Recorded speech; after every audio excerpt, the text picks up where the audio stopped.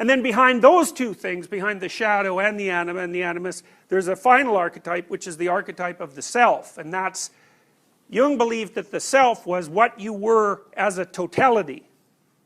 And that's a hard thing to understand, but you could think about it this way. You could think about the self as the total of what you are now, plus the total of all those things that you could still be.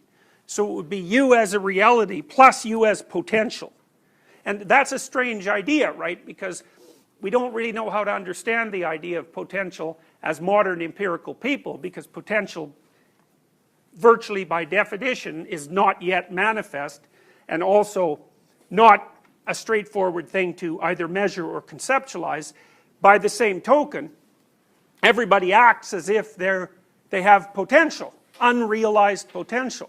And so Jung generated up a category to account for that, which he felt was expressed in all sorts of symbolic ways. So for example, the wise old man, like the wizards in the movies that all of you have seen in the last 5 years, it's always the same wizard. Sometimes it's even the same actor.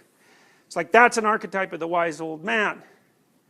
And for Jung, Christ was an archetype of the self as well. And I told you why that was to some degree, and it's partly because the phoenix is also an archetype of the self, because the phoenix is something that can die and be reborn. And so the phoenix stands for the part of your personality that can let one thing go, one part of you, which is an alive part, can let that go and burn up, so to speak, so that something new can be born.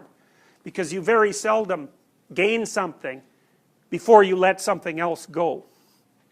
That's partly because what you already assume can be the worst impediment that you have to learning something new. And it's complicated because sometimes what you know worked in the past. You know, so you can think about that. Maybe you're a perfectly well-adapted 11-year-old and you're still acting that way when you're 15. It's like, well, it's hard to let that go because it worked and you put a lot of effort into it. But unless you let it go, the new personality isn't going to be able to manifest itself. So you have to stop being a child before you can be an adult. And there's a sacrifice that goes along with that. It's also a sacrifice that parents have to make, right? Because in order for a parent to encourage you to adopt the responsibilities of an individual, they have to allow you as a child to die. And Freud's observation on that phenomena was that many parents, and he believed this was particularly characteristic of mothers because of their tight bond with their children and the dependency that that implies, that it was particularly difficult for a mother to let her child die so that an adult could manifest itself in that child's place.